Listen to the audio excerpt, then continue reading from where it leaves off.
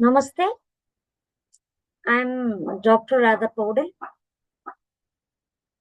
activist, author, and founder for Global South Coalition for Dignified Menstruation. I'm speaking from the Secretariat Office of Global South Coalition for Dignified Menstruation, based in Kathmandu, Nepal. Global South Coalition for Dignified Menstruation is a global network for changing the narratives around menstruation from hygiene to dignity and from 5 days bleeding to life cycle approach. Before presenting my presentation, I would like to extend my sincere congratulations to Winfred, the leader of the China, very young, dynamic leader who really wanted to work on dignified menstruation. Today is the 28th September, International Day for the Safe Abortion, and I like to commemorate all menstruators who died and affected because of unsafe abortion in past. We lost many mothers, many daughters, many sisters all around the globe, and we strongly stand for advocating safe abortion day. It is a human right and an element of sexual and reproductive health and rights. Let me present my presentation. It will be very short.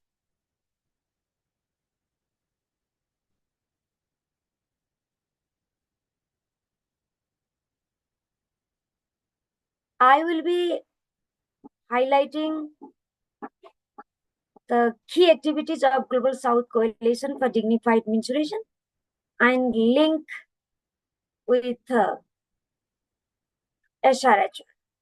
Because in dignified menstruation, it has so many elements and it's a theory. So we cannot explain everything in one sitting. If any of you like to have a separate conversation, orientation, virtual conversation, please let us know. We can arrange separate conversation. Today, I will be very short and try to describe the interconnection between dignified menstruation and SRHR. In my presentation, I'll be using the different vocabularies. I encourage you to remember this. If I use the menstruators, that means the people who born with the uterus and ovaries, means girl, women, trans men, and queer. If I say non-menstruators, that means those who born with the without uterus and ovaries. And menstruation, I try to avoid the euphemism or alternative word for the menstruation. Globally, there are more than 5,000 of euphemism, including the period. So, to break the silence, to embrace the menstruation, we use the word of the menstruation. And I will use the word of menstrual pad or product instead of the sanitary pad or product because our blood is clean, pure. That is why it should not be sanitized. So I use the word of menstrual pad or product. Likewise, I will use the word of menstrual management instead of menstrual hygiene. As I shared earlier, our menstrual blood is clean, pure. That is why we need to manage, not sanitize. And if you keep saying the word of the hygiene and hygiene time and again, it gives the indirect message to the audience that the menstrual blood is dirty or impure and need to clean it. So, Global South Coalition for Dignified Menstruation stands for elimination of all kinds of menstrual discrimination. That is why we prefer to use the word of menstrual management. Let's move on.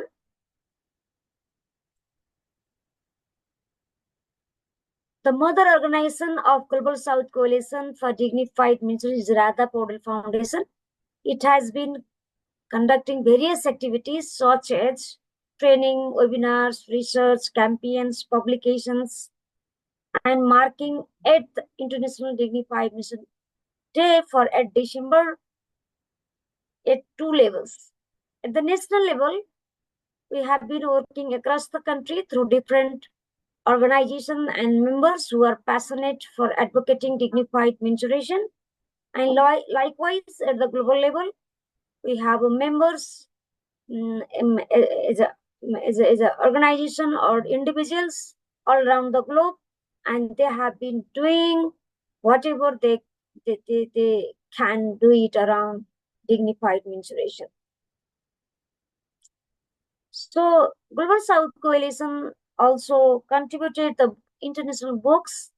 We provided the chapters of these books which are publishing in different parts of the globe, and we also take a lead role to publish these books, the training manual on dignified menstruation and menstrual stories and anthology from Global South.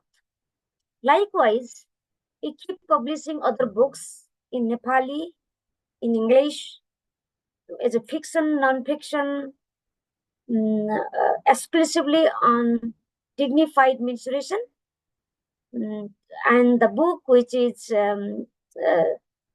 first column on the bottom, is been already in 5 languages. It says dignified menstruation is everyone's business. It is available in Nepali, English, German, Spanish, and sign language. We also constantly trying to engage with the media at the local level as well as the international level. We speak in various international media, documentary, and so on. The International Dignified Menstruation we initiated since 2019 for 8th December. You can see the slogans and the pictures. Actually, the members organization have been marking all around the globe, and out of our members, they took a lead role to organize the grand event. As a Secretariat Office of Global South Coalition, we keep doing one event in Nepal, and in addition to this event, the other organization also hosting the international conference. For example, in 2021, the Friends from Scotland, they host the international conference on dignified menopause. In 2020, the Sri Lanka chapter hosts the international dignified menstruation day, and this year is the 6th international dignified menstruation day. It will be the hybrid conference in 2 levels. One in Nepal, and the other one is the Boston. And the slogan of this year is upholding dignified menstruation, fundamental to sexual and reproductive health and rights. And which is very, very close with the today's International Day, I mean the Safe Abortion Day. Before understanding the dignified menstruation, we need to understand the dynamics, the complexity, the nature of the menstrual discrimination. Menstrual discrimination, often the scholars highlighted that it is very much prominent in the developing countries. But in research and practices show that the menstrual discrimination is everywhere. We have one book called Dignified Menstruation, a practical handbook. This book highlighted the testimonies from all continents globally. And then the nature, the name, the firms are varies, but the menstrual discrimination is there. It could be the taboo, it could be sadness, stigma, abuses, violence, or deprivation from resources and services. But it has been practicing everywhere. You can see in a slide. Likewise, this is the same example, but it is more easier to understand. In Ghana, during menstruation, not allowed to cross the river or communal water source. Likewise, in Burundi, Nigeria, South Sudan, or Eritrea, they restrict to take a bath or wash the clothes during the menstruation. Likewise, in Egypt and Estonia, forbidden to eat the cassava bread. And in Bangladesh and Nepal, here you need to understand the religious aspect. The Nepal is Hindu-dominant country, whereas Bangladesh is Muslim. And in both cases, not allowed to participate in religious and cultural activities. And in Ecuador, Bolivia, and Argentina, during menstruation, the avocado, citrus fruit, milk, pork are not allowed to eat. And in Australia, UK, and Canada, they don't like to go in outdoor activities, including schools. So here, we need to understand, we need to think, if you really look through the perspective of, or through the lens of the human right, you need to ask yourself, where is the dignity? Where is the right to dignity of the menstruators? Right to food, right to participation, right to freedom, right to equality. This is a very high time. We all need to understand, need to explore the answers of these questions. So, menstrual discrimination is not a single event or act.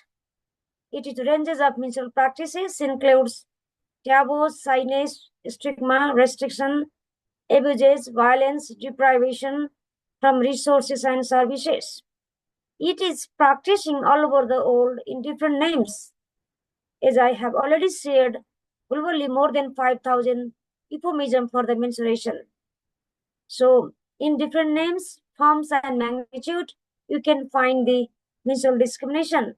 It plays a vital role for construction and reinforcement of power relationship and patriarchy since childhood, and it goes in a spiral way and created the systemic effect in all aspect of the menstruators as well as non-menstruators. It affects each aspect or moments or menstruators throughout the life cycle in all diversities, including menopause or pandemic or climate crisis or everywhere, because we cannot imagine the place without the presence of the menstruators. If you imagine the COVID pandemic, the menstruators can be in a ICU or quarantine or any place or at home. In the meantime, you need to imagine to what condition they are. They could be with the menstruation or menopause or perimenopause or perimenopause or early menopause or pregnancy, something like that. So menstrual discrimination is very complex, very multifaceted, and it is a form of sexual and gender-based violence, including child marriage, and it is an underlying barrier for utilizing sexual and reproductive health and rights. More importantly, it is a violation of the human right. Many human rights violated at once. So this is the picture is very, very important. It shows how does the menstrual discrimination facilitate to construct power relation and patriarchy. If you see in a picture in the bottom, between the age of 6 to before knowing something about menstruation, both menstruators and non-menstruators feel safe, free, equal, and both of them knew something about menstruation. Something means they would see the menstrual product, in grocery shop, or advertisement of the television, or movie, or blood spot in bathroom, or from school, or something like that. And the menstruators started to think unsafe, insecure, inferior, control, and powerless. They started to observe the menstrual discriminatory practices, and also started to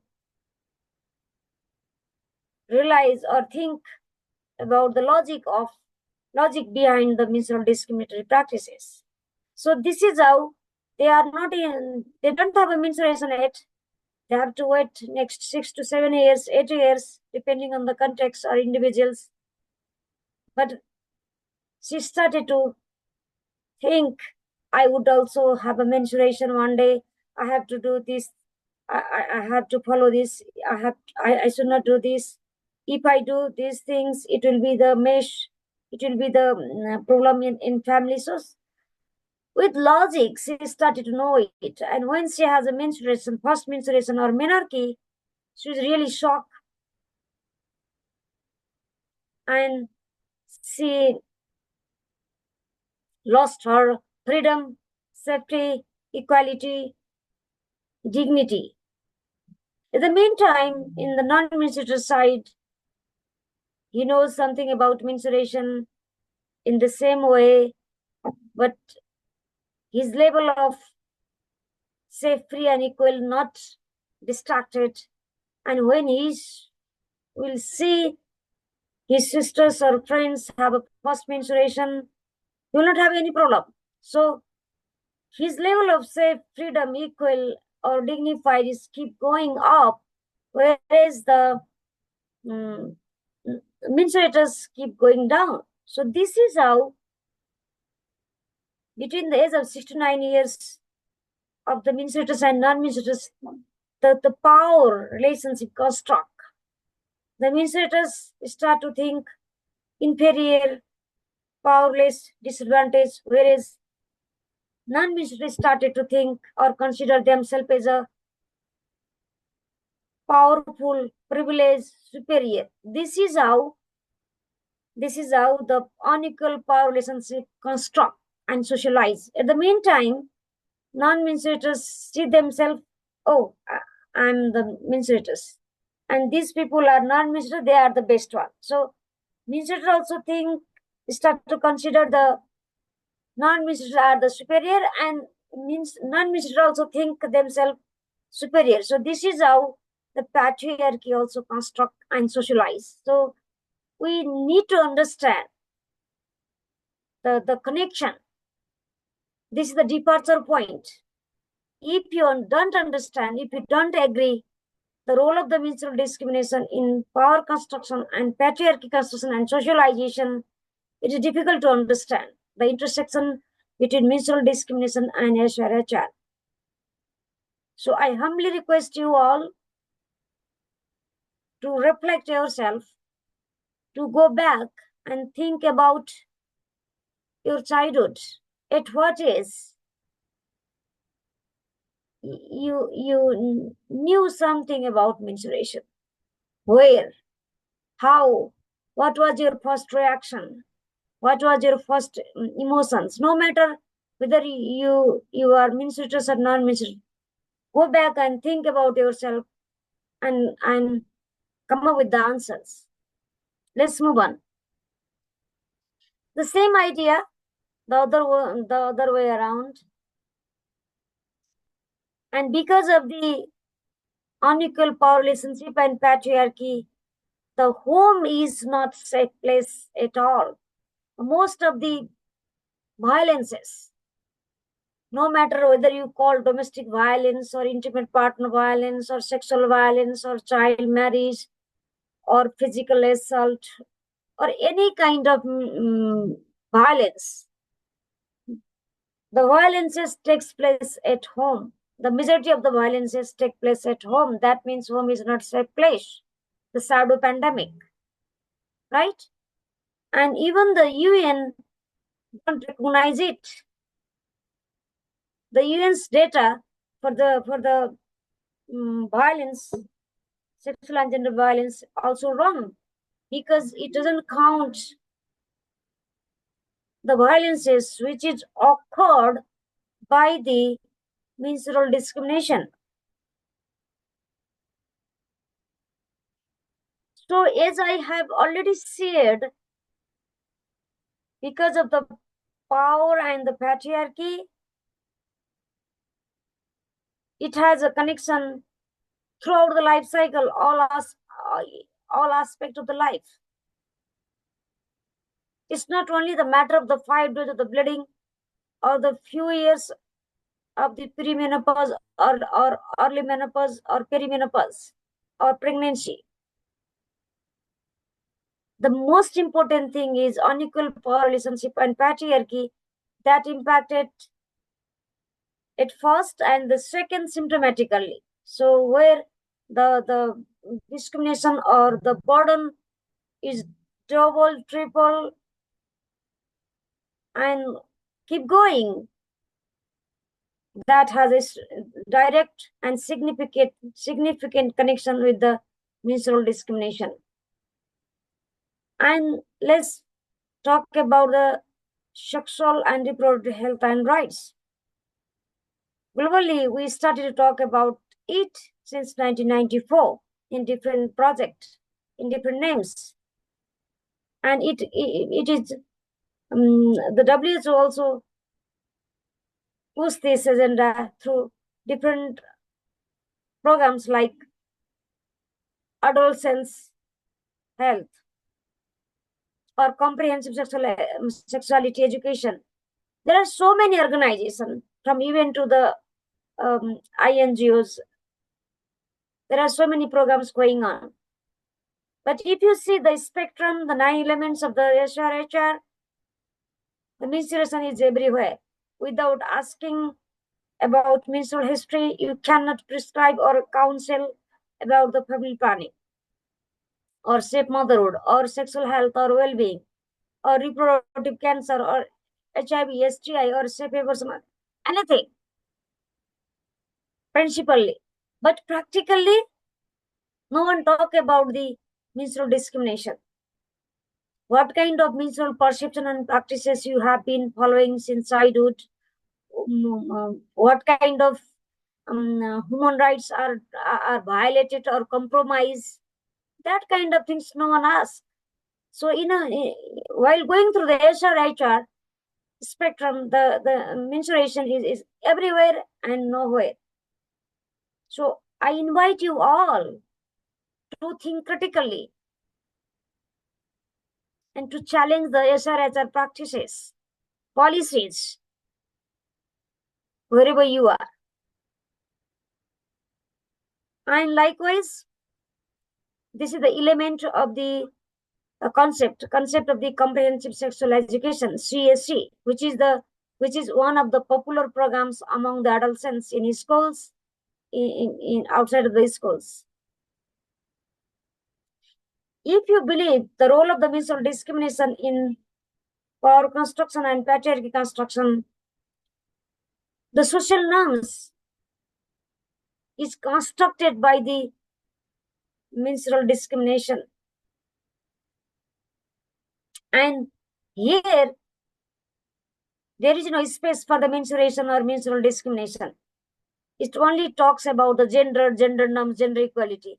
How could we achieve the gender equality? How could we transform the gender norms without having conversation on dignified menstruation or dismantling the menstrual discrimination in layers and layers? The discussion about the anatomy and physiology of male and female reproductive organs or menstruators or non-menstruative reproductive organs, or having a project on menstrual management or menstrual health. How would you address the very complex and multifaceted nature of the menstrual discrimination? Do you think these concepts are dismantling the menstrual discrimination? If you ask my opinion, I would say no. Because I started my career from the reproductive health rights, and then I keep seeing the movement, the menstruation, particularly menstrual discrimination, is sidelined, is ignored. No one like to talk about it. There is a talk if there is a health issue like severe premenstrual symptom or PMDD or severe menopause or obstetric labor, something like that. If there is a complication from the perspective, the medical point of view, from the perspective, the business point of view, like menstrual product, there is a talk. So menstruation keep coming, but there is no talk around menstrual discrimination. And to dismantle the menstrual discrimination, we need to talk about the dignified menstruation, and no one talk, and there is no space for it. In this picture, this is the findings of research we conducted in Nepal last year, and at the individual level, the menstruators and non-menstruators preoccupied, they habituated, they conditions with the varieties of discriminatory menstrual practices. Those menstruators who cannot talk about the menstruation, how could they talk about, oh, my sex is unsafe and I like to use the emergency contraceptives, or I need a safe abortion service. So here I like to invite you all to think very critically.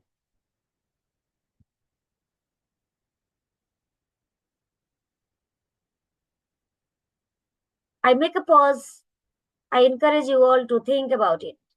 If any menstruators cannot talk about the menstruation, her bodily autonomy, how could she demand or claim the safe abortion right? Or even the non-menstruators, if the non-menstruator doesn't have a confidence that he born with the menstrual blood and he should be accountable for dismantling the menstrual discrimination, if he doesn't have that courage and confidence, how could he facilitate to his partner or wife for safe abortion care or other elements of SRHR? So likewise, there is a menstrual discrimination at home with age family members, because there is a silence, there is ignorance about menstruation, about menstrual discrimination at within the individual, within the family, within the schools, within the society, and within the policies at the local, provincial, or national, or even in the UN level. They talk a lot about SRHR, and climate justice, adolescents' health, CSC, safe abortion. There are so many things going on. But if we are not exploring the gravity of the menstrual discrimination and not ready to dismantle them, we are repeating the same thing. We are not helping the people. We are repeating the same thing in the name of the different project. So, to Global South Coalition for Dignified Menstruation, menstrual discrimination is the underlying barrier for achieving the SRHR, no matter whether it is safe abortion care or safe motherhood or child marriage or HIV/AIDS. Everywhere it has a very strong connection, and it should be understand about the menstrual dignity or dignified menstruation, and they have to practice at home, within the person, at home, at school, at community, at policy, and then we can create the enabling environment for SRHR. So Right now, globally, we all have been working or talking about the SDGs. And just last week, there is a summit for the future in New York, and global leaders, the prime ministers, governments were gathering there, and they talk a lot about our futures. And we don't have much time to meet the date for the SDGs. And no matter whether it is good health or well-being or quality education or gender equality or clean water or sanitation, the menstrual discrimination or dignified mission you cannot see anywhere. Whereas out of 17 SDGs, 15 SDGs are directly connected with dignified menstruation. The dialogue on dignified menstruation, we have to talk, and we have to burst all forms of menstrual discrimination, and we have to make the policy, revise the policy, and then work accordingly. So upcoming December 8th or 6th International Dignified Mission Day is focusing on SRHR. So I again like to invite you, why we are speaking of the 8th December is a Dignified Menstruation Day, because it's a violation of the human right. You see, even the people, the community is considered a very simple thing. It's not the issue. For example, no fruit or food, avocado, fruits, milk, as we discussed earlier. In that case, see, more than 5 types of human rights provisions are violated. So it's entirely the human rights issue. That is why we picked up the 8th December to consider the menstruation the human right. And we all need to dismantle the menstrual discrimination. If we dismantle the menstrual discrimination, we can assure the dignified menstruation. Likewise, 8th December is the 14th day of 16 days activism. You all know about it. And it is already the decades. The globally, most of the organization mark the 16 days activism. So if you believe and if you are committed for 16 days activism, the 8th December or 14th day of 16 days activism is very, very important. I mean, the International Dignified Mission Day is very, very important because the menstrual discrimination is also the sexual and gender-based violence. Needless to say, you can see in a slide. If you remember the example from Ghana, not allowed to cross or access the communal water source. This is the physical violence, emotional violence, deprivation from resources and services. And if the menstruators try to touch it, and if she face other kind of verbal and physical sexual abuses, you can see the gravity of the violences, gravity of the living in undignified, unhumanized condition. So if you are believing in 16 days activism for preventing gender-based violence, I encourage you to mark the 8th December, 6th International Dignified Mission Day. Many of you may think, oh, I have been working on menstrual product. I'm distributing the menstrual pad.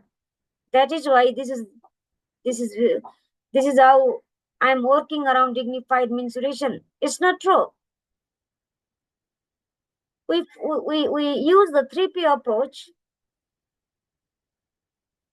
We use the 3P approach, whether you're project or activities are aligned with dignified mensuration framework or not. While distributing the menstrual product free, you need to ask yourself 3 questions. Whether the person is free from all forms of menstrual discrimination or not, as we discussed earlier. Whether the person receiving any kind of chemicals or not. Whether the person get the choices of all kind of menstrual product or not. This is very, very important.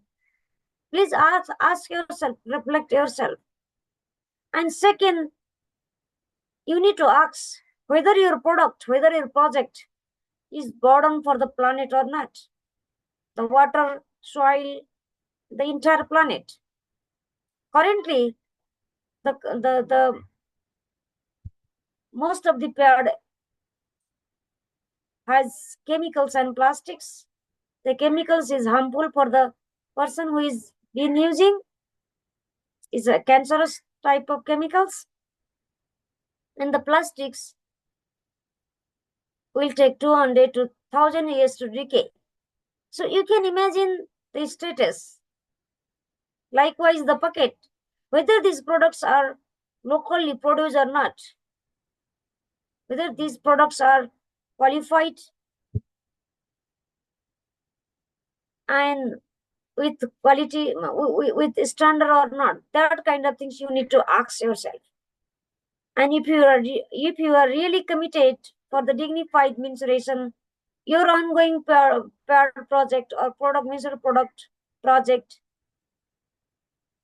you like to reframe it, redesign it, and I encourage you to reframe it.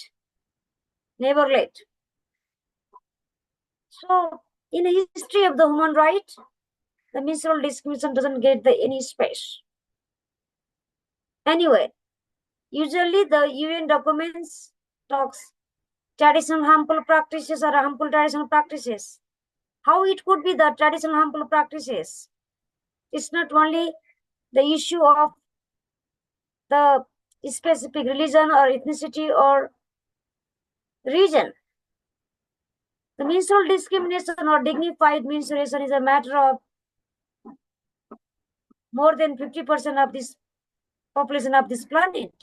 How it could be the harmful traditional practices? So you need to challenge yourself again. So in these given circumstances, the dignified menstruation is very decolonized, holistic, innovative, transformative, human right life cycle approach for creating equal power relation, dismantling the patriarchy, accelerate the inclusion. It's a concept of beyond the product and was. It helps to prevent the sexual and gender-based violence, including child marriage, helps to improve the SRHR or comprehensive sexual education, and promote the human rights. And most importantly, it is a cross-cutting theme because menstruators are everywhere. So I invite you all to work on menstrual talk dignity first. If you are working something about related to the menstruation, about menstruation or related to the menstruation, please put the dignity at center. Menstrual talk dignity first. We do understand you have a limited budget or expertise or donors demand. Do whatever you have a capacity, whatever you like to do it. But please put the menstrual dignity at center. And if you are starting your project or have been implementing your project or writing the proposal, please try to incorporate the 3 strategies. One is ecological approach, second 3E approach, and third the BEACH approach. Otherwise, you will not be success. So my invitation to you all, my request to you all, please try to understand the role of the menstrual discrimination in power relationship and patriarchy. And also don't merge with the traditional harmful practices. Always said menstrual discrimination and traditional harmful practices. And then keep spreading the word. Do whatever possible from your side and put the hashtag dignified menstruation and join the December 8 physically or virtually and organize something in your place. Just you can write the hashtag dignified menstruation at December 6th International Dignified Menstruation Day in a blank paper, and then you can take a photo and can post in your Facebook status. And then I thank you. If you like to get more information about dignified menstruation, about the reason of marking 8th December is a International Dignified Menstruation Day, or about the logic behind the slogan of this year, or if you like to learn, you can visit our website. We have the two YouTube channel. You can find us in Facebook, Twitter, Instagram. We are everywhere. And even you can find the information in English, Nepali, Spanish, and French. All the best. Thank you very much for having us, having me, and good luck. And see you again. Namaste.